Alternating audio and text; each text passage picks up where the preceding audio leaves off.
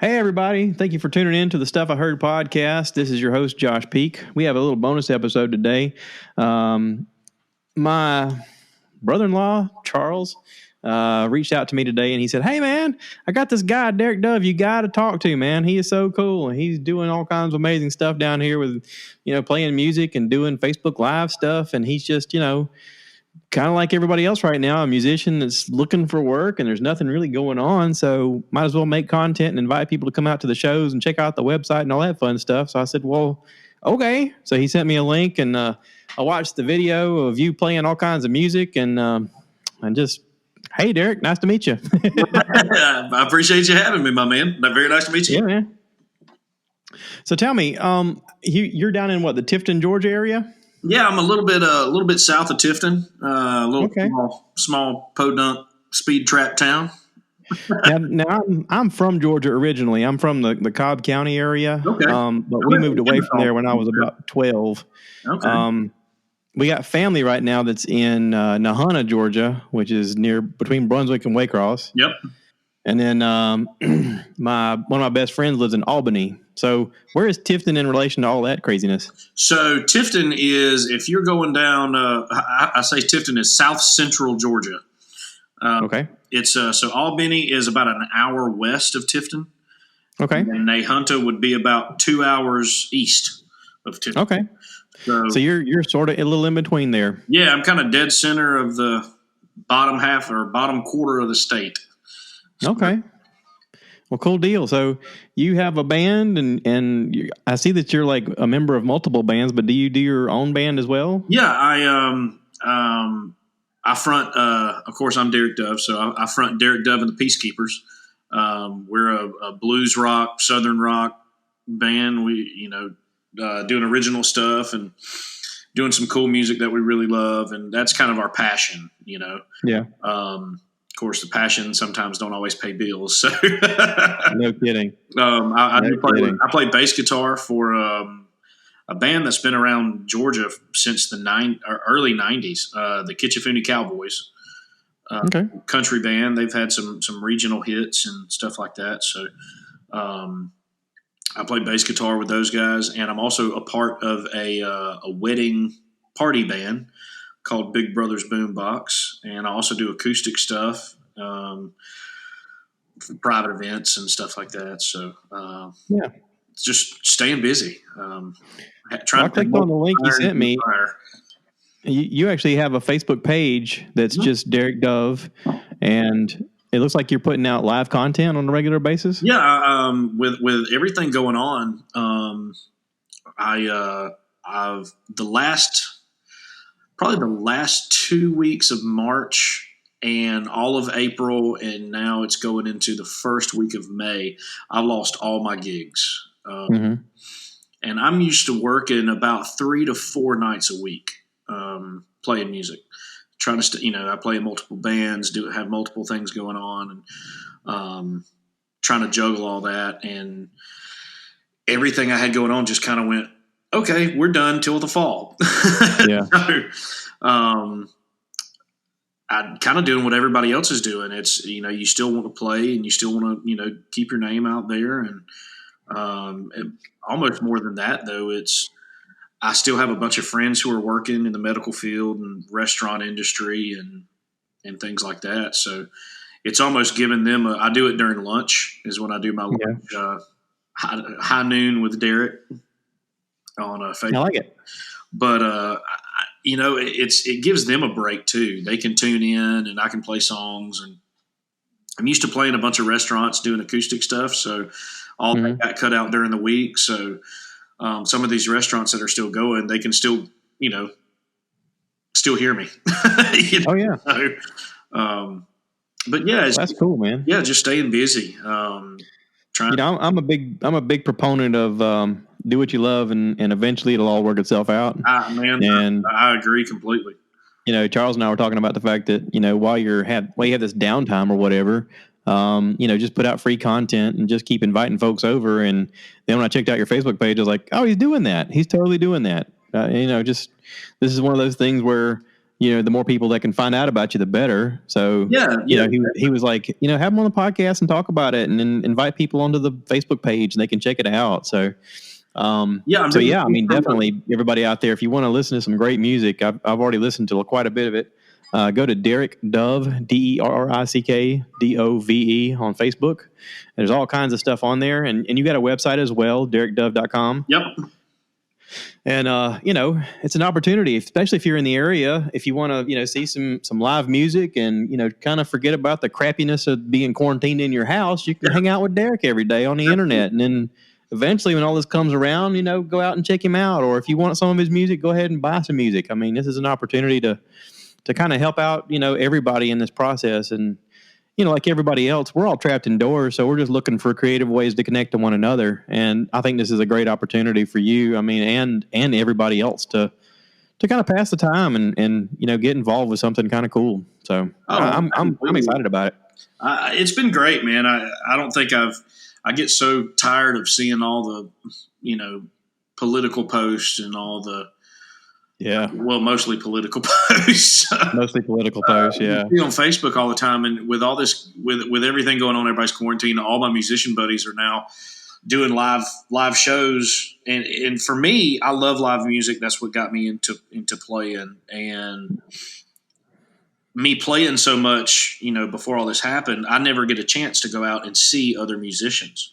So even now, I get to watch some of my best friends discover new bands. Everybody's going live on Facebook and Instagram and stuff like that. And it's given me a chance to check out some of my favorite guys, so it's changing a lot of, I don't know what the future holds and how this is going to affect everything when we come out of it. But hopefully, I'm seeing less and less political posts, which is making me happy. Yeah, no kidding.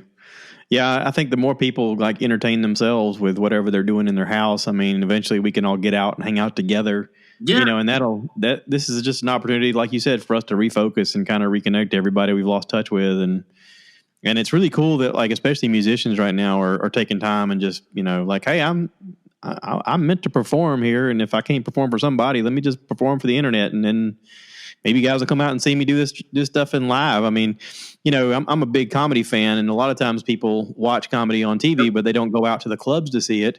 And it's totally different when you're there. And music is the same way. If you hear music on the radio or something, and you're like, this is okay.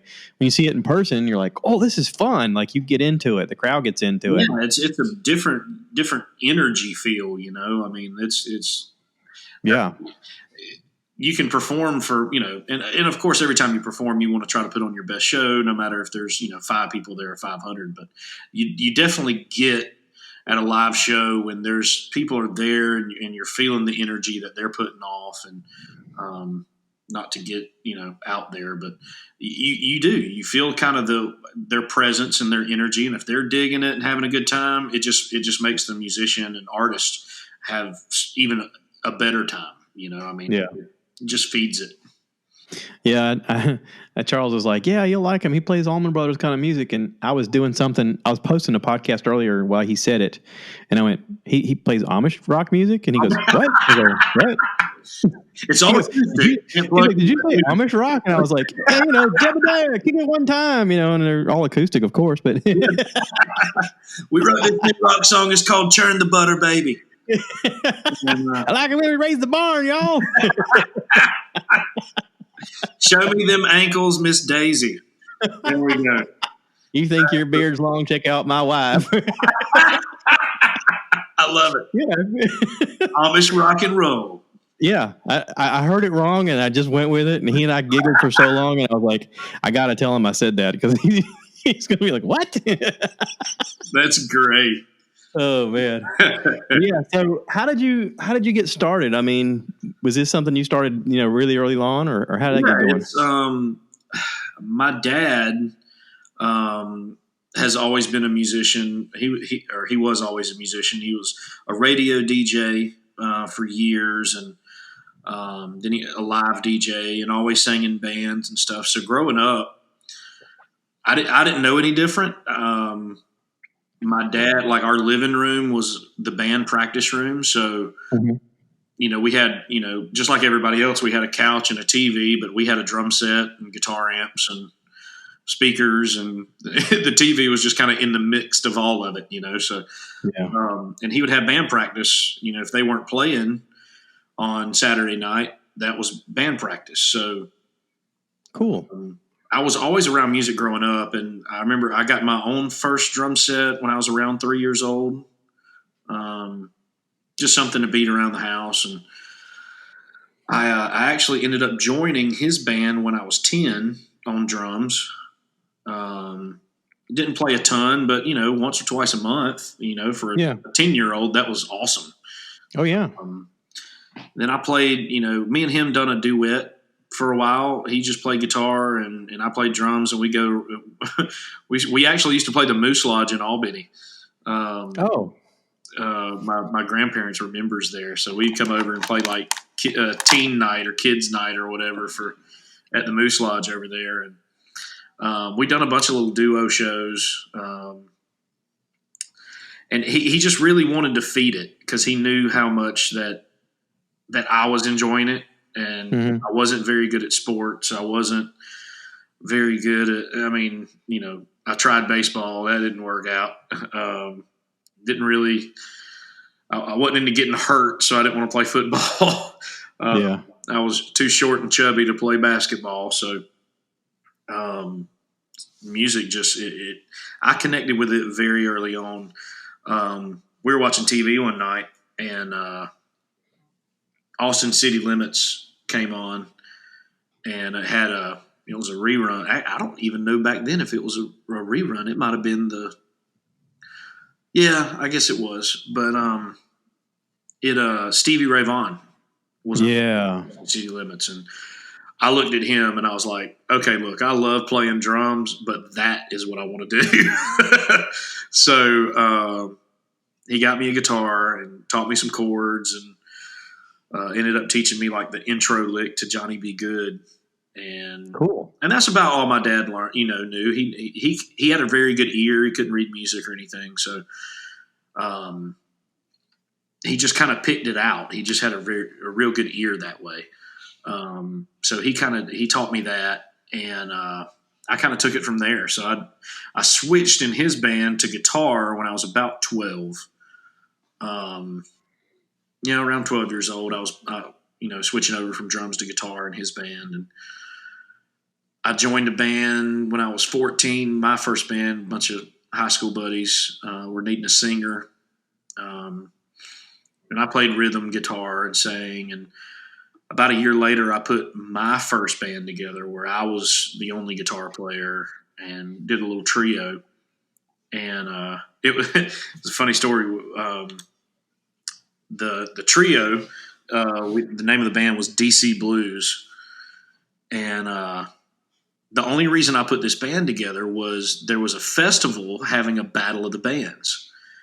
And I really wanted to be a part of it, but I didn't have a band. And I didn't want to use my dad's guys. And I was like, I want to get people my age, So I knew a couple good musicians that I went to high school with. And I was like, you play bass and you know a drummer? He said, yeah, I got a drummer. Cool. So we worked up 2 songs because that's all you had to do for the Battle of the Bands. You just had to learn 2 songs. So we worked up 2 songs. We get there and one of the bands have canceled, and they said, cool, now you got to perform 3 songs. I was like, crap. They got to stretch. Yeah, I was like, can we play these longer or extra solo? Or the drummer was like, man, why don't we just play like like a shuffle blues song in E? I was like, okay. And I was trying to think of some words. I was like, we could do like Sweet Home Chicago or something, It's kind of an easy shuffle. We can get into it and get out of it. Mm-hmm. So we got up there and Uh-oh. What the heck was that? I don't know. It sounds like RoboCop's coming alive. Sounds like something outside my window. Hold on. Uh-oh. His house is on fire. So my little podunk town, that's funny. That was the chief of police. I went to high school with him, so he's outside my window blowing turning on his siren. But anyway. You need to go say hey to him? No, he's good. He just drove. Okay. He got my attention and waved and drove off. Oh, okay. The joys of small town living. Yeah. But so we ended up playing the 3 songs, and we won the Battle of the Bands. Oh, cool. And we didn't know that the winner had to perform 30 minutes at the end of the whole thing. Oh, no. So here we are. We had 3 songs, and that's like the Blues Brothers having to just play the same song over and over. Like, yeah, I guess we'll do it again. And we ended up trying to. We just faked our way through like 4 or 5 other songs just to get through it. But man, I think the top prize was like a $1,200 top prize, and there were 3 of us, so we all got $400 a piece, and that was the most money ever made ever playing music. And we were like, "That's what we want to do for the rest of our lives." Yeah, that's the moment you go, well, I guess I'm a musician now. Exactly. So that was a big turning point for me, because it kind of gave me the boost I needed of like, am I just, doing this as a hobby? Is it just something fun, or is there actual something there? It really gave me, we won, and all the, the compliments and everybody talking like, it just, I don't know. It just gave me the boost I think I needed. And since that moment, I've never wanted to do anything else. And I've had a couple odds and end jobs. I've owned businesses, but in the end, I ended up closing the businesses and going, you know what? I'm going to make this work, come hell or high water. And it's I'm 36 now. I'm about to be 37, and got 2 kids, wife, and the whole deal. And I can say I support my family playing music. And yeah, that's a good feeling. Oh yeah, Well, and I'm sure, like most of America right now, this economic downturn is like, oh crap, now what? I mean, yeah, it's there's a lot of people that make their living not in conventional ways that you can do without other people. It's my wife is a school teacher, so luckily they're still getting paid. Yeah. But she just become a school teacher 3 years ago. So before that, she was a contract worker just like I was. She was a graphic designer, and if there was no work coming in, she wasn't getting paid. So that's what we were saying, man. If this was just a few years ago, we would have no income right now. My younger brother is a school teacher up in Taylor, South Carolina, and so is his wife. They both teach using Google Chromecasts. Yeah. I guess the kids all have them. Is that what your wife's doing pretty much? Actually, I don't know what it is. The county that we're in, it's they're doing some of that, but they're not really pushing it. We're a big agriculture community down here. So it's about a third of all, pretty much about a quarter to a third of all students are Hispanic. Okay. And some of them they don't have access to any computers or internet or anything like that. So they're not really pushing it. But my wife actually teaches computer.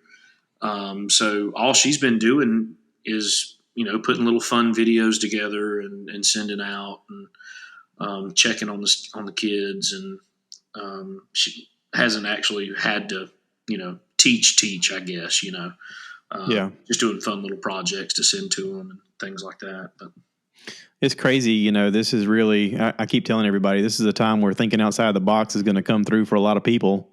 Yeah. And if you don't think outside the box, you're kind of get left behind. So that's what I've been, trying to rack my brain of, what else can I do? I mean, I'm doing the Facebook Live stuff, and I'm not, I know some people, are asking for tips, and if my wife wasn't working, I would definitely have to, or she wasn't getting paid, I'd definitely have to do that. But I know everybody's kind of in the same boat, so I don't ask for tips on my live videos, just because, heck, I think everybody just needs to save what they can. I mean, and if you want to give, I got T-shirts and stuff on the website, so you get something for it, but. I can't imagine, guys. I got a bunch of buddies of mine who, them and their wives are musicians, and they're just, I mean, they got kids, and it's like, crap, what do we do? Yeah. How do we, what's the long-term effect of all this? What's going to happen when it does turn around? Is there going to be places to play? Yeah. Yeah, there's that concern too, because there's a lot of these mom and pops places that we're making it off of having a crowd every weekend. Yeah, Had people working for them and a routine going on, and then when that goes away, it's like, okay, well, no money's coming in, so what now? yeah. I mean, everybody. I mean, the service industry as a whole is taking a huge hit right now. oh yeah, nobody really has the emergency fund saved up that they want, or if they have any. I mean, so you're getting businesses that are literally week to week, day to day, trying to keep the doors open and breaking even and doing this. And when this hits, and you just got to, I don't know, I guess you got to know when to hold them and know when to fold them. Yeah. But I'm hopeful that out of this, every time there's a big tragedy, there's something positive that spins from it. Yep. And I'm hoping that with all this going on, it will inspire some young kids to maybe go into, epidemiology and virology and stuff like that, and learn how to defeat these, nasty bugs, or be part of the problem solving process, Oh, definitely. I mean, I completely agree with you on that. I don't know. It's like maybe, I don't, my dad always said, everything happens for a reason. I don't know what, I don't know what the reason this is. I just try not to read that much into stuff sometimes. Maybe it's meant for us to all get together again, because we've taken our focus off of our kids and our families and our parents, and the elderly right now are susceptible, and so are anybody immuno compromised. So maybe this is an opportunity for us to pay attention to them again and go, hey, are you okay? Do you need anything? Yeah. I noticed, like, here in our community, we've reached out to neighbors and stuff and asked around, and you guys need anything? Yeah, I mean, anything that you can offer, cutting grass or going to get groceries for somebody or whatever. I mean, there's so much. I think there's so much bad in the world, and maybe this is like, look, let's take a long look at what we're doing and let's try to get back to being civil human beings. Instead, I don't know, I listen to this guy. There's a comedian who's got a podcast. His name's Dan Cummins. He does a podcast called Time Suck, and he did one on the coronavirus. It's like 3 hours long, and it's really hilarious because he's talking about a really tough subject, and he's got a lot of people doing research for him to talk about it. Mm-hmm. But he goes into this section towards the end where he's like, let's talk about idiots of the internet. And he goes in this thing about there's a group of people out there who think that drinking a mixture of some other crap and bleach will make them cured from the coronavirus. And he goes, I guess it'll cure you in a way because you'll be dead. And he's like, this is an area where you just don't want to risk it with toxic chemicals that can kill you. He's like, yeah, who are these people? He's like, I want to stop them, but at the same time, I'm like, God, you'll figure it out because you won't be here. It's what was the there was somebody that died from Trump came out, or somebody said that these chemicals or these, he was talking about a mixture of chemicals that they're working on that could possibly help prevent and then this guy found some in some like pet food or something. It's like pet supplies or something, and it was basically poison. So instead of, he ended up taking like tablespoons of the junk and like died. And it was like, well, I ain't trying to be no sort of way, but well, you win the award, buddy. Good job. Yeah, I don't know. I mean, I'm hopeful that this is what gives me hope is the fact that there's a lot of people working on this. I mean, it's affecting everybody around the planet. Yep. And everybody always wants to poke holes at Big Pharma, but let's face it, if Big Pharma can make money at it, they're on a mass race right now to try and outdo the other person to make the stuff that's going to cure everything. Oh yeah, I mean, you look, by far the smartest people on the planet are working on a cure. Yeah, it's a competition for them. Yeah, it's the first one that gets it. So they're not working on it. I mean, they've got to work on it. So they can be the first one there. Yeah. They got to Well, I make. mean, let's face it. You're basically going to go down in history as the guy who came up with the cure if you do it. Oh man, yeah. So, who doesn't want that accolade? Oh, yeah, I saved everyone. Me, y'all hail me. I'll go do the talk circuit, and I'll go out and take pictures with celebrities and be on their movies. Yeah, everybody will know my name. So everybody wants that cure. But not only just because of that, but, it'll save so many people's lives. And I think the hard part for everybody to swallow is this being such a new kind of virus that we've never seen before. The hardest part to understand is that you may actually have it and not have any symptoms and just be giving it to everybody you come into contact with. Yeah, that's the crazy thing. It's So, I mean, like I'm really healthy. I go out in public all the time with my job. For my day job, I work for a food delivery company. I train CDL drivers to drive and deliver trucks for food to restaurants and stuff. And so I'm in and out of restaurants all the time and come into contact with doorknobs and everything else where this virus could linger. And, for whatever reason, I'm extremely healthy. Maybe it's because I touch doorknobs all the time and, have a strong immune system because of it. But I could be the carrier. I could be actually the person that has it and just giving it to everybody. I'm like, no, I feel fine. I don't know what you guys' problems are. But that could be a lot of other people too. I mean, we have tons of people that we know that walk around every day like, no, I'm never sick. I feel great. And they could be giving it to everybody and not even realize they have it. And it's like, if you didn't have symptoms, why would you even want to have a test to see if you have it? Because I hear the tests are expensive. Yeah. So unless you were in one of those, like I've seen on the internet, they have those drive-through ones on the interstate. Yeah, I've seen those. Where you drive up and they're like, we'll test you now. And it's like, okay. I mean, if it's something like that, then at least you could find out. But, if you didn't know, what were you supposed to do? Yeah, me not being sick, knock on wood, I don't need to know if I have it or not. So yeah. That's a question I don't need answered. So we've been sitting at the house. Heck, so this is my 4th week. For my wife, they canceled school and sent everybody home and lost my gig. So this is our 4th week of being at the house with the kids. And I got a 5-year-old and a 2-year-old. And yeah, so they keep you busy. I'm like, look, I just want to lay on the couch and watch TV and eat Cheetos. And they're like, no, we want to play with me. Like, oh my gosh. Yeah. So, I'm like, look, I'm made for this. I'm made to lay on the couch and do nothing. My calling, I'm ready. I've practiced. We all have hidden talents. Dad's doing his. And they're like, oh, we can sit for 3.5 minutes and then we got to play for 4.5 hours. Yeah. But I think what was cool for us is the whole first week we camped out in the yard. Oh, neat. Set our tent up and air mattresses and grilled out and ate outside, and the weather was nice and it wasn't too hot, too cold. It was perfect.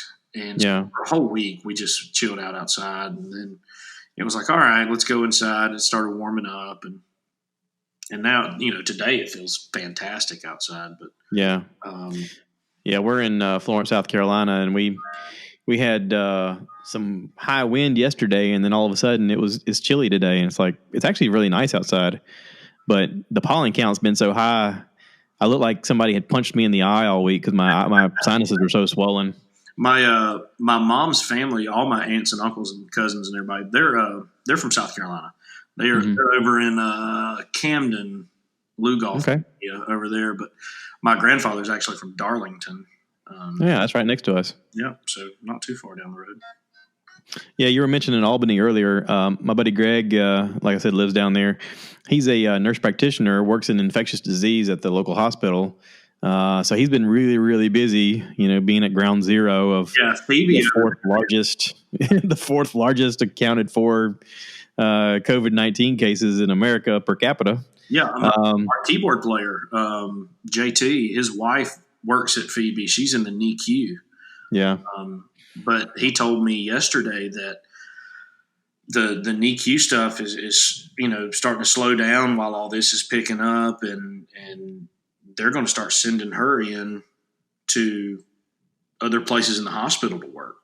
Yeah. All she's ever done is work in the NICU. So she's going into some situations that, I mean, I guess since she first done her, schooling, that she hasn't been around any of that other type of stuff. So, but then I talked with some people and they're like, well, it's kind of slow here. And I got some friends of mine who are nurses who they flew to New York to help out. Mm-hmm. And they were saying, like, look, the hospital we're working at is only, coronavirus related stuff. Like if you have a heart attack, or you have to go to a different hospital, have dedicated hospitals just to this. Yep.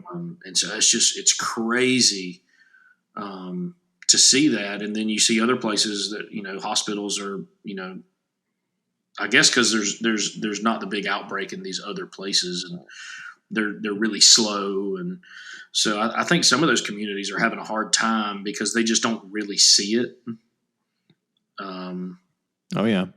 Well, and I know the numbers are probably way off, because a lot of people aren't getting tested. There's a lot of things that are speculating. Yeah, they must have had it or whatever. I mean, I know a lot of people die of the flu. How many of those flu cases are being blamed on the coronavirus? I'm not sure. Yeah. There's a lot of that goes on that makes me leery of the actual numbers. But I'm still aware enough to know that this is taken seriously by everybody. This is not just us. It's global. I don't think that, there's a lot of conspiracy theories out there, and I love a good one just like anybody else. But they're not going to cancel school. They're not going to, damn near crash the economy on a whim. Okay, so let's come up with a conspiracy because you just got my brain flowing. What if the whole conspiracy was to get us on socialism and to green light a $6.2 trillion spending plan, and we don't actually get the money, but all the government gets the money, and next thing you know, we're all quarantined indoors with our gray doors and Fifth Element design where we put our hands on the wall and we say we're a meat popsicle and that kind of stuff. Then you got I saw one, Bill Gates is going to come up with a vaccine so we can all be microchipped. But then they're like, why Bill Gates can't cure a Microsoft virus? How can he cure it? That's funny. But I watched his thing on Netflix. So they did. They had a show. I want to say it came out this year. Inside Bill Gates' brain. Oh. And it was actually pretty cool. I know that it was spun in kind of a PR version of his life, but it was pretty interesting to see that, really his mom was his consciousness. And, when as he was coming up, building Microsoft, and every time he made something ridiculous move that hurt a lot of people, she would step in and she says, you need to make this right. And he would make it, he'd try to make it right. But, when she passed away, like you could tell, like his whole mindset changed, and he was like, okay, I have limited time on this earth. How can I make life better? Because I've got the most resources of anybody on the planet. Yeah. What can I do? And so like he and people like Warren Buffett, got together on a regular basis and started talking about, because his mom mentioned, she's like, you need to make friends with him. And he was like, what? But sure enough, he made friends with him, and they literally started daydreaming about what could we help people with. And the show shows, plans where he had of helping people with, diarrhea. Apparently the world is like cursed with a pathogen problem of getting rid of their waste. And he was like, your waste is actually contaminating the drinking water that people have, and more people die of diarrhea than they do of anything. And I was like, what? I had no idea the statistics. And I was like, oh, thank God I was born in America. Yeah. Oh, dear Jesus. Oh, it's so terrifying. But he's working. He tried to problem solve the idea with a bunch of people and couldn't come up with a solution. So he open sourced it to everybody, and he said, "All right, I'm going to offer a competition. Anybody can come up with a better plan than any of us can think of, and I'll give you the grant and the award and notoriety and all that stuff." So people worked around the clock to try and come up with a toilet that you could use and then burn the waste. You could actually take the water from it, burn the waste, and turn the water into drinking water. And they had to do it so that it was financially feasible to do with solar power. And they did it.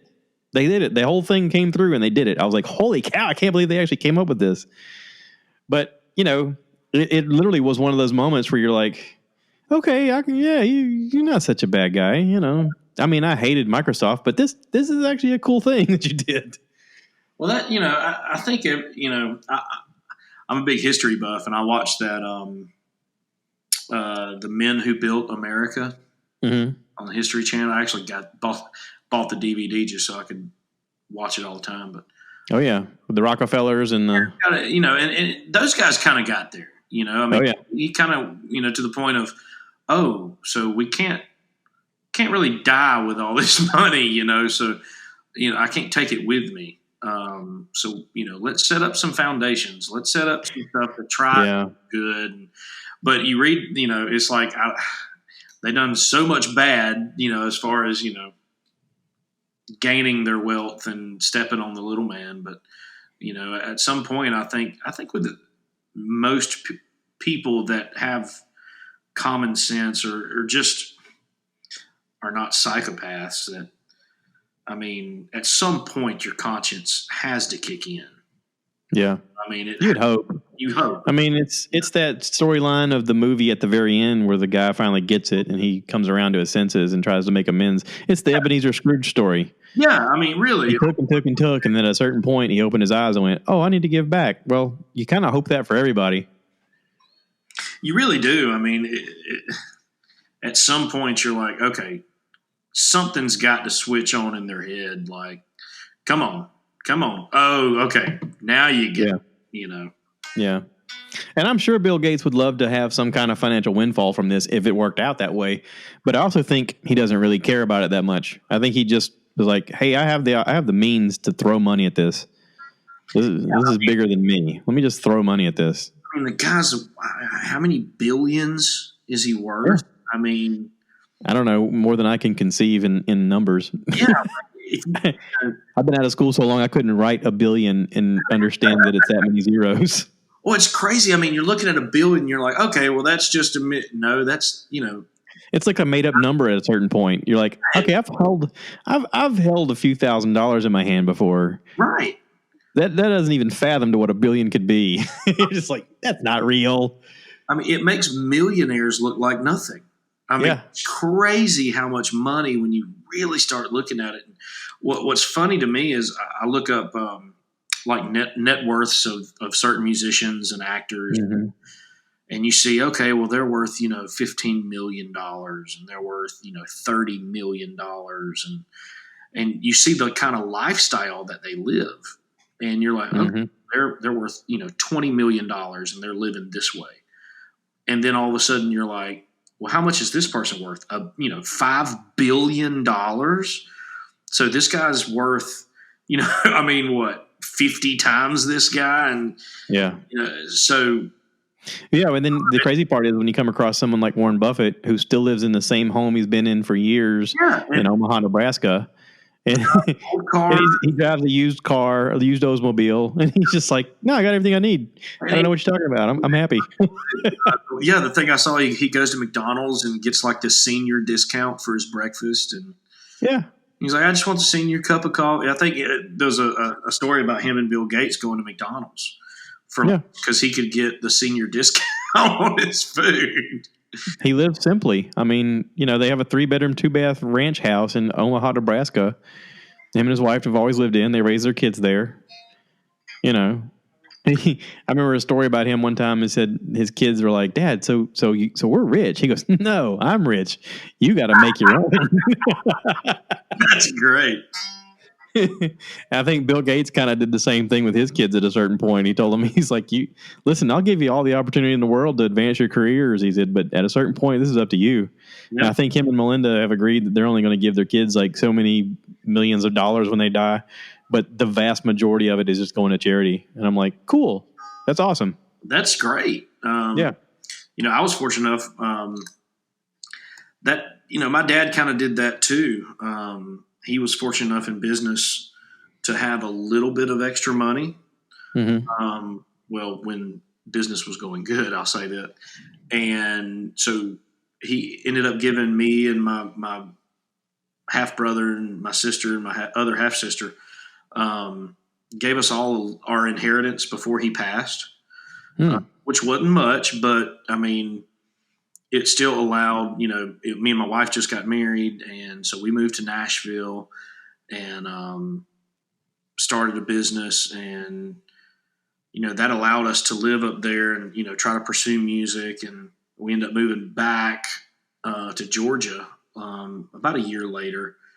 But it was just that first initial boost, Yeah. It's that I see people, especially now, whether you like him or you dislike him, the Trump thing, his father gave him $1 million,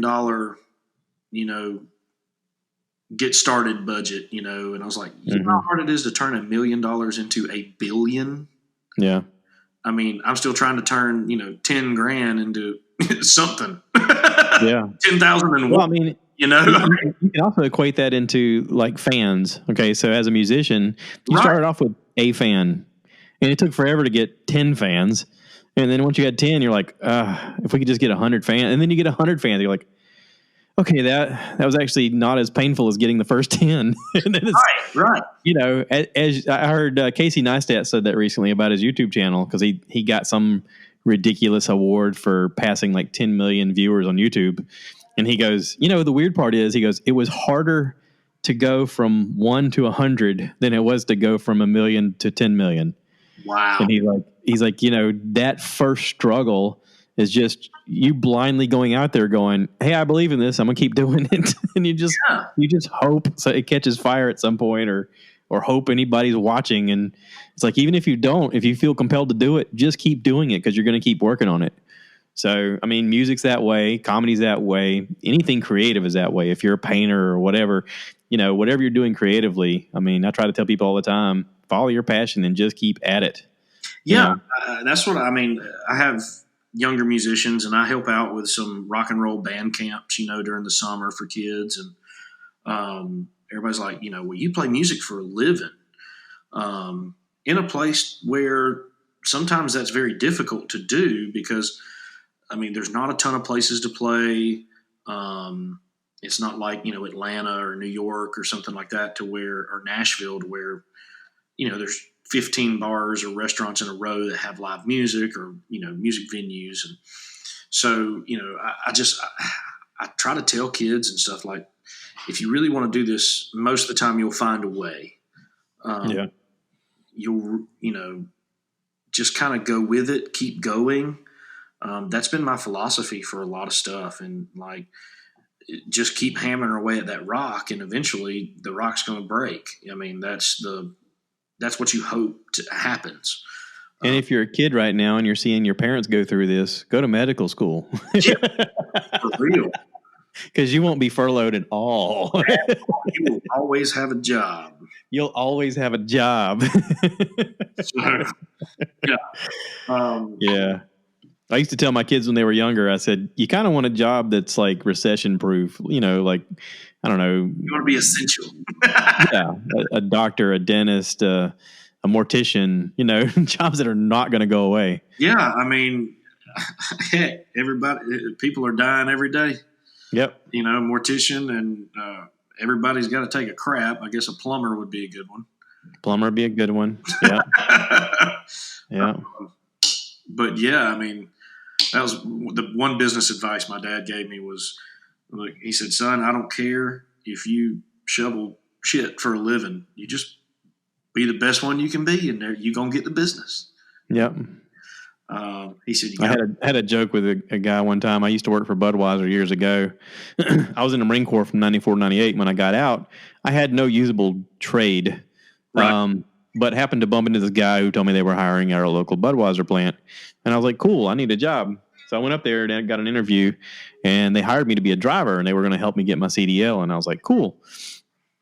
So I got my CDL, and I worked for them for about 7 years. And every year I worked there, I made less money than the year before, which is not the way it's supposed to go when you do more work for them and put out more product and increase their sales every year by double digits. So on that last year, when I finally put in my notice, he's like, well, what can we do to make this right? And I said, you had 7 years to make it right. Yeah. And you failed on the number one thing. You didn't take care of your employees. I said, I made the analogy. I said, let's face it, if this job was shoveling shit every day and you paid me well enough, I'd be the happiest shit shoveler you ever saw in your life. I'd be like, well, guess I'm time to go shovel the shit again. And I'd walk out the door with a smile on my face and gloves on my hand. And, but it doesn't matter what the job is. If you don't pay people worth it, they're not going to want to keep doing it. You got to show appreciation, and you got to care about them, and you got to pay them. That's exactly right. But I don't know, because of that or whatever, but I sort of fell into this weird thing of working for labels. I felt like I was working for labels. As a kid, I worked for McDonald's, and then at a certain point, I went to work for a hospital, and then went in the Marine Corps, and then it was Budweiser, and then Coke, and then now I'm with a food distribution company. And I told my wife, I said, I kind of feel like a NASCAR driver sometimes. Like I just slap on a new label and keep trudging along, Yeah. At least this podcast thing allows me to do something that's different. This is kind of what I'm more comfortable with in a way, just having conversations with people and helping, build community through that. And so, Yeah. My family was, like I said, my dad always played music and was always around music. But in between those times, he was in the pawn shop business, and he was actually the first one. This was back in, 2003, 2004. It's the first one that I've ever seen, and he had the idea. I don't know if where he got the idea from, but he closed the pawn shop and rebranded it We Buy Gold. So he was the first one I know in South Georgia that dealt with we strictly buy gold and silver. Yeah. Just doing precious metals, because he kind of saw, this was before Pawn Stars and all that stuff and the big uptick in pawn shops. But he kind of saw, it's like, yeah, this is, it's making money, but it's not, it's not a living. Yeah. But what does make money in the pawn shop business? He said, he had been in it for, 20, 30 years doing it previous, but jewelry and stuff like that, had always been the constant. Yeah. So, and then when the recession hit in 2008, everybody had a store. Pawn shops were strictly going to, we buy gold and silver. But the one thing my dad always said, and it goes back to taking care of your employees. He took care of the customers. Pawn shops are notorious for, we're going to pay you 5%, 10% of what it's worth, just so we can make money. But he ended up paying a fair price, a very competitive price for gold and silver. And so he quickly become, and he ended up he actually had a store in Tifton, Waycross, Fitzgerald. And then I had one in Nashville, Tennessee, and one in Thomasville, Georgia. And then my brother had one in Valdosta. So he had one in Moultrie here for a while too, but my dad did. But that's kind of the, I'll say, me and my wife moved to Nashville and opened a business, and that's kind of what he helped us open. He's like, look, I'll help you, get your feet going, and but he's like, you got to make it work. Yeah. I'm not going to bail you out. I'm not going to, you have to work at this, and it's a business and conduct business. You have to make. So how do you make money if you're buying gold? Well, so the misconception is there was a bunch of TV commercials, and I think there was one during the Super Bowl. But it was like, cut out the middleman and send us your gold in a Ziploc bag, and we'll pay you for it. The refinery. Yeah. So precious metals, I mean, they use it for all kind of stuff. Oh yeah, not especially just gold. Gold and silver. I mean, but so we were the middleman between the consumer and the refineries. So what it's basically just a recycle program. I mean, just recycling the gold and silver, just like aluminum cans and plastic and cardboard. I mean, it's kind of the same thing, but instead of, what is it on your you get a 5 cent refundable on your glass Coke bottle. Yeah. It's, you pay, we went with the stock market, and, where pawn shops were paying hardly nothing for gold and silver, we, doubled, sometimes quadrupled what they were paying. Mm-hmm. So we would pay a fair price, and we would change prices every day with the market, and word got around. I mean, and you're selling to the refinery, and then what the refinery does is then, they remelt it. Mm-hmm. Oh And yeah, because it's like, especially, what was the analogy? A block of ore of iron ore is like, $100, but if you make it into horseshoes, it's worth, yep, $20,000. But if you make, these tiny little springs, yep, it's worth like millions of dollars out of that same piece. And I guess, any metal is that way, but especially gold, because, I read where gold is like the only metal that, if it can't freeze, or if you freeze it or heat it, it never changes its property. It still conducts electricity. yep. It's impervious to metal, to water. Water does not corrode it. So it's used in a lot of circuitry, with your cell phones and stuff like that. It doesn't stick to a magnet. Doesn't stick to magnet. It's not found on it. It can't be created on this planet. It's actually just found. I mean, yeah, and he got into it, not got into it. He literally switched to that's all he was dealing with. Yeah. And that was back. I graduated high school in 2001, and that was the lowest gold had hit in a very long time. It was like only $250 an ounce in 2001. To put that in perspective, in 2011, somewhere right around there, 2012, maybe it was somewhere in that 2 or 3 year range, but it hit almost $2,000 an ounce. So if you bought gold and you bought 10 ounces at $250, all of a sudden each ounce now is worth $2,000. Wow. So of pure, now what's funny is, pure gold's really soft. Mm-hmm. So if you get a gold coin, which is 99% gold, some of them are 94, but most of them are 98, 99%. You could actually bite it, put teeth marks in it, and almost. That's why they used to see it in the old movies when they'd take the coin and they'd bite on it. That's exactly right. They would make sure it's real, because if you put, they have to put other metals to form it. So usually tin, because tin is cheap. Right. So that's how 10 karat gold is, if you look inside of a ring, or it'll either say 10 karat or it'll say 417. That's the gold content. It's actually 41.7% gold. 14 karat is 58.5% gold. 18 karat is 75% gold. So, and it gets softer, so the hardest is, going to be 10 karat, because it's got other metals in it to make it, Yeah, I think when we were younger, the big claim was it's 14 karat gold, and people would talk about it all the time. 14 karat. Yeah.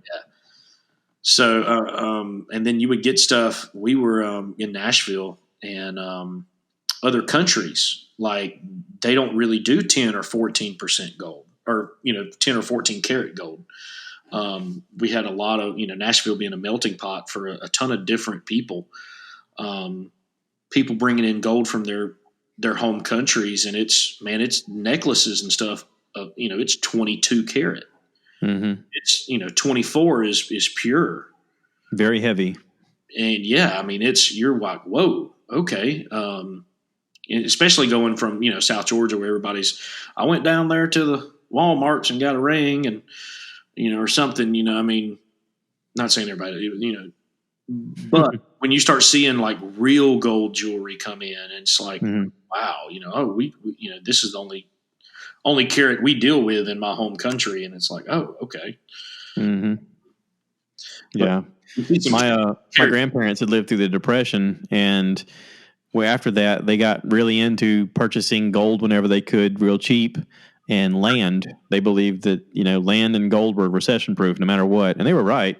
Yeah, that's what my dad says. Like, They, look, you can they buy bought some land and put up used trailers and had renters. And then she had this one renter that was he owned a pawn shop, but he was kind of a druggie, and he would run out of money. But he's like, "Can I pay you in gold?" And she was like, "Yeah, you can pay me in gold." So he was all the time giving her nuggets and giving her, necklaces and rings and stuff like that. And I remember being a teenager and having a necklace and a ring and a nugget, and I was like, "Boy, if I don't look like white trash, I don't know what does." That's it. But I grew up and I had that stuff in a box, and then whenever the economy got real bad back in 2008.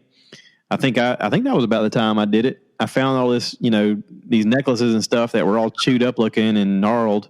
And I was like, I could sell this. So I did that too. I went out we have a local pawn shop, or not a pawn shop, a local jewelry place here in town. They were advertising that they were buying, gold, and I went up to them and they were paying better than the market, and like your dad was. And I was like, I'm never going to wear this stuff anymore. I mean, it looks like the stuff Miami Vice would be like, that's just too white trash for us. But I sold it and I made some money and we were able to pay off some debt, So, I mean, it went towards the things we needed it for. That's what we try to tell people, because I would have people come in all the time going, "Oh, you just want the good stuff." I was like, "No, the broken stuff is worth the amount." Yeah. I mean, because we're just, especially if it's older, because then back, a long time ago, they would make it more pure because they didn't understand that they could tone it down a little bit with tin. Yeah. So that was one thing my dad always said. You talk about owning land. He's like, look, they don't make it no more. Yeah. They ain't making anything with old cars. I mean, yeah.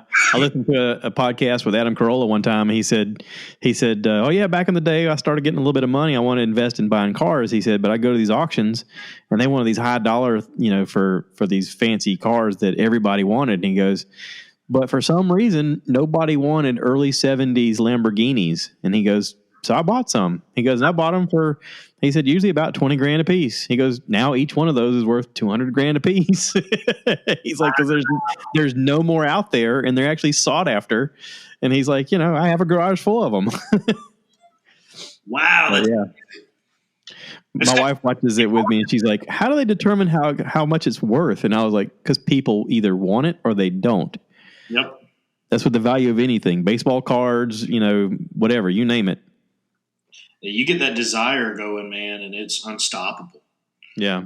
Guitars are like that. You go back to the 80s, and that's, the kind of everybody, they didn't want the old guitars, those are beat up from the 50s and 60s. Oh, we want these new guitars, we want them all flashy. And then now, the most desirable guitar is a 59 Gibson Les Paul, which is, I mean, they're $400,000. Back in the 80s, you could have bought them for, $3 grand. I mean, they were nothing. And, 54, Stratocasters, $100,000 now. So, but yeah, that was some people got it, to where they were like, "Oh, I'm going to buy up all I can because I know eventually this will, this is worth something." Yeah. But I don't think they knew it was going to be anywhere near, what it is today. I mean, it's crazy the desire to own some of this stuff. Yeah. Yeah. I mean, it's one of those things where this guy had an idea of what he wanted a guitar to look like, and he just went with it. And, for a lot of people, it either caught fire or it didn't. Yep. But the nostalgia of it and the fact that, the people who played it puts more value on it. And then there's less of them available, and you go, "Oh, I just want one of those." That's it. I mean, and then, of course, I will say, man, they sound so good in the videos because I've never played one. But yeah. Allegedly, they sound fantastic. Yeah. My wife will let me mortgage our house to buy one. But. Right. Yeah. Yeah. My first wife was she was in the orchestra as a young girl. She played viola, and I remember going to see her perform one time, and the lead violinist had a Stratocaster, and he was is that what it's called? Stradivarius. Yep. And he was just tearing it up, and I was just like, "Wow!" And she goes, "It's all in the violin." I was like, "No, I think that's him." I don't think I saw the violin. I think, she was like, no. She's like, he could take a cheap violin and it would sound good, but it wouldn't sound like that. And I was like, okay. And there's that's the argument among musicians. Is it the hands or is it the instrument? That's the big. But as my buddy says, shit in, shit out sometimes. Oh yeah, absolutely. Yeah, because you could listen. I had this conversation with somebody. They were talking about we were talking about Joe Rogan's podcast. Looking at his setup and how he's got the whole room set up. And they're like, "I think I can get that microphone. I think I can get that thing." I was like, "Yeah, but you're still not Joe Rogan. Like you haven't. Exactly. You're not doing what he's doing. Like that's just equipment. That has nothing to do with you. You can make it sound good, sure, but if you're putting out crap, nobody cares." Yeah, some people are the same way. Like guitars, like, oh, if I had that guitar, I'd play better. No, yeah. So we'll take somebody like I don't know, Ed Sheeran. If you give him like a toy guitar, I'm sure he can make it sound better than I can. But right, he's going to make something happen from it just from talent. But yeah, you give him a better guitar and you'll be like, whoa. Okay, that's how it's supposed to be played. Cool. It's crazy how that works. Me and a buddy of mine tested that one time. We went to when I lived in Nashville, went to a big guitar store, and we're just looking around, and he was like, "Oh, I've always wanted to play this guitar," and plugged it into a great amp, and it sounded phenomenal. And I was like, "Oh, I was ready for my turn. I was ready for him to put it down so I could have my turn to play it." And I picked it up and played it. And we looked at each other and it was like, it sounded completely different. We didn't change anything. We didn't, from him playing it to me playing it, the difference was night and day. And that was eye opening for me because I was just like, oh, it's going to sound just like that. Cause I'm standing back listening to him play it. And I'm like, ooh, I can't wait to play that. And I pick it up and play it. And I'm like, why doesn't this sound like when he played it? It does. It comes down to personal touch and how you approach the instrument and how how hard you play, and that was an eye opener for me. It hasn't changed anything because I still won't. Yeah. But yeah, it was crazy to see how much just your touch changes the sound. Yeah, and it has nothing to do with like they say 10,000 hours is what it takes to be a master of something, or 100,000 hours, whatever it is. Okay, so if you both put in the same time, you're still going to sound completely different when you play the same instrument because you played differently. Yeah, a lot of people ask like, oh, who's the best guitar player? Who's the best singer? Like, my thing is, and me and my drummer agree on this a lot, is after a certain point, there is no better. Right. It's all subjective. Just different. Right. It's all subjective. So you can't compare somebody like Dimebag Darrell on guitar to B.B. King. Right. You can't say, oh, well, B.B. King's the better player. Well, is he? Playing blues, yeah. But you can't take B.B. King and make him play Pantera. It's not going to work that way. Well, I can't remember how the quote goes, but if you judge a fish on his ability to climb a tree, the fish is always going to think he's stupid. That's you got to put it in the right situation to make it blossom, I guess, make it bloom. Oh yeah. Yeah, I did check out your stuff, and like I said, you are like he was trying to tell me in the beginning. Your sound is a lot like Allman Brothers. I mean, it's very Southern rock. I dig it. It's very cool.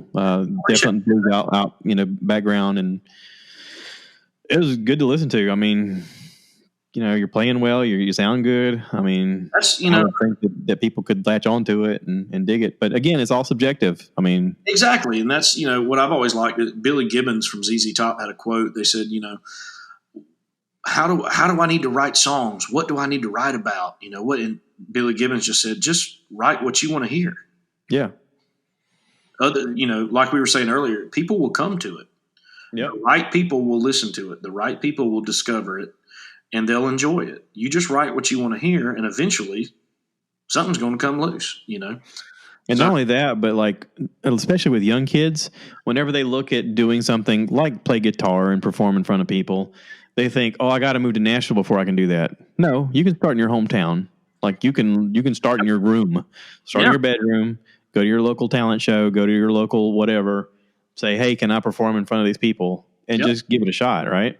That's exactly right. You're going to find your sound, whether it comes from you or whatever, but it's not going to make a difference of your geology or where you're sitting. Right. You're not going to geography, not geology. You could surround yourself in Nashville or Atlanta and all this stuff, but I mean, I lived in Atlanta. I've lived in Nashville, and I'm doing more now for my musical career in this little bitty small town that doesn't have a red light. Yeah. That's you can make it work if you want to, wherever you're at. Well, like here in South Carolina, Edwin McCain was kind of a big deal. He signed a big contract and he got his, stuff on MTV and he made a name for himself in the public. And, he basically just did one album that was really popular. Yep. And then he went back to his own label and just started performing for folks locally. And he goes, I just wanted people to come out. I've been doing this for years. And I figured, all right, I'll join the machine and I'll make a video. And he said, and the whole time they kept going, we can't show your face because you're not very pretty. And we can't show your body because you're just a fat, old, rednecky dude. And he was like, okay, so just play the music anyway. And they said they would have shadows of his face on the screen. But they would never show him. And he was like, whatever, man. But he's like, he does local radio down in Charleston now on a regular basis. He'll just go into the 105.5, the bridge, and he'll just hang out and talk to people. And he's like, he goes, I make way more money, now than I ever did as a, quote unquote national artist. He's like, but I just took the chance that one time. I was like, let's see what happens.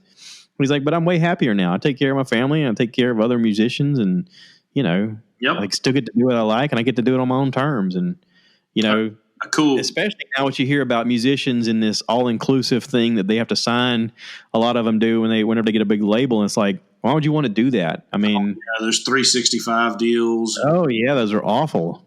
I mean, you to the point of, the internet kind of leveled the playing field for a bunch of people and it changed the entire way the music industry worked. And so now not only are the record labels wanting money off your music, but they're wanting stuff that they've never had before. So like part of your live performance fees, ticket sales, they want ticket sales. They want percentages of t-shirts that you sell off your website. They want a piece of everything.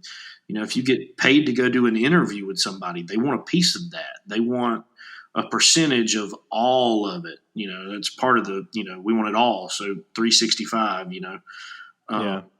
it's terrible listening to some of these guys. And I know, I've heard friends of friends that have signed these deals and thinking that, it's going to be great. And, the record label might record an album and sign you to a 10-year contract and then shelve you. Mm-hmm. So, and what that means is, you've recorded an album from them, but if they shelve you, they're not releasing the record. You can't legally perform any of the stuff off the record. You can't go tour until the material out, right? Any of the material. And if they ever decide to release it, they own the masters and they're making all the money from it. You aren't. Right. So, and then you can't go sign with another label or anything because you're under contract. So, you've just wasted. If that's a 10-year deal, I mean, you're 20 years old to 30. Just waiting. Yeah. So, I mean, there's all kind of horror stories about how this stuff works out and plays out. Well, luckily, because of the internet now, if you create something yourself, you can put your own content on YouTube. You can own the rights to it as your own copyright. You can release your own music digitally. You can be like, hey, come see me at so and so. You can have like your brother or your nephew or something help you out, with the marketing. And there's no more ticket takers when it comes to that. You can just be like, I'm doing this myself. Yeah, it's I'm a big fan of the do-it-yourselfers. Mm-hmm. I've always kind of done it myself. I'm still trying to figure it out, and yeah, I get super frustrated and things like that. But you take somebody like Joe Bonamassa, who is huge. I mean, he's right now he's the biggest thing since sliced bread in the blues rock world. Every guitar player knows his name. I mean, he's whether you like him or not, that's a whole nother argument. But everything he's done has been himself. So he has built his career literally just doing it himself. He owns his own record label. He owns his own booking agency. Who's Sturgill Simpson did that recently too, like in the last 5 years. Yeah, there's a lot of guys do. Toby Keith was it Show Dog Records? So he owns all his own stuff. And if you look at net worth, if I'm not mistaken, Toby Keith's the richest country singer. Just because of stuff like that. It's taken. I thought it would be Garth Brooks. Yeah, it's crazy. Now, I think actually Garth and George Strait have it, kind of tied up there. But but the thing with George Strait is he's not making the money off the songwriting because he's never written a song in his life. Really? Yeah, George Strait literally just sings the songs. Huh. He just picks other people, he'll have songwriters go, oh, he's just got an ear for picking the good song. I know for years, people like Dolly Parton and Kenny Rogers wrote a lot of people's music. They just constantly cranked out music nonstop. And that, you got guys like Chris Stapleton working in the, before anybody knew who he was. He wrote, was it Your Man by Josh Turner, a comeback song, Darius Rucker. So all these songs that have come out that before he even sang a note, on the record. So, Luke Bryan started that way, writing Good Directions. And then was it Billy Currington recorded it, and that kind of started Luke's climb.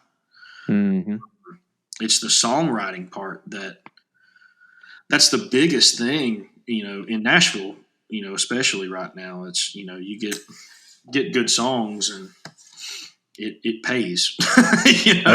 That builds the career. But well, yes, that's the thing is like ideas need to be put out there in order to be anything. And if you're not putting ideas out there, then, everything's just kind of on wait. And that was one of the arguments about like movies nowadays. Everybody's like, oh, everything's just going to superhero movies. Yes, but also those are really good ideas that got made into movies. Yep. And maybe it'll inspire other people who write movies to go, I got a really good idea for a TV show, which is what we're seeing now with like Netflix and Amazon and stuff like that, coming out with these really creative shows. Oh, for sure. Yeah. So, I mean, and listen, there may be kids out there that are listening to this right now who are like, yeah, I got a really good idea, but I don't know if anybody will ever buy it or be interested. Keep writing it. Just keep writing it. Yeah. Don't stop. Just keep going because, I mean, like you said, you don't know what other people are going to like. And it's you can get caught in the trap of trying to please the wrong people. Or trying to please people in general. So just write content that you feel, or create art that you feel you need to, and it'll all work out. Like Daddy said, it'll all come out in the wash. That's right. Well, dude, I got to run. I got to get some stuff done for dinner. It's coming up here. I do appreciate you, spending time with me and talking to me. It's been a pleasure meeting you. Here, man. Very nice to meet you. And I'm going to promote your stuff on all the social media sites, and I got a website as well, stuffiheard.com.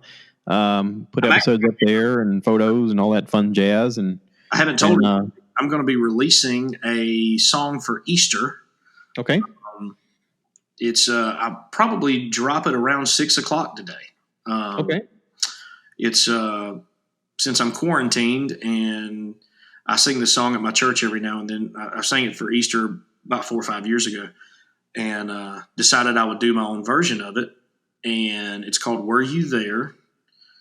And I play all the instruments: guitar, bass, drums. I sing, do all the background stuff. I recorded it and did a little video for it. And just kind of, we can't go to church and on Easter because of all this going on, and figured I'd just try to bring some music and some love to people sitting at the house this Easter weekend. Cool deal. Well, I'll send everybody to your website, and hopefully that'll give you some support. And again, everybody, if you want to touch base with him, go into his website, DerrickDove.com, and check out his music, check out his merchandise. Yeah, we're on Spotify and Amazon and iTunes and Apple Music, and stream it. Hit me up, say hey on Facebook, Instagram, sign up for the mailing list, and just stay in touch. Cool deal. All right, man. Well, I appreciate it. I'm going to wrap this up, and then you and I can say goodbye after that. So thank you, everybody, for listening. Thank you for being a part of this. Please remember to rate, review, subscribe, share with your friends. Go onto the website, stuffiheard.com, and connect to us. If you got any questions or answers, please put them on there, and I'll make sure they get answered. Okay? And thanks for listening. I always end this thing by saying, cue the cow.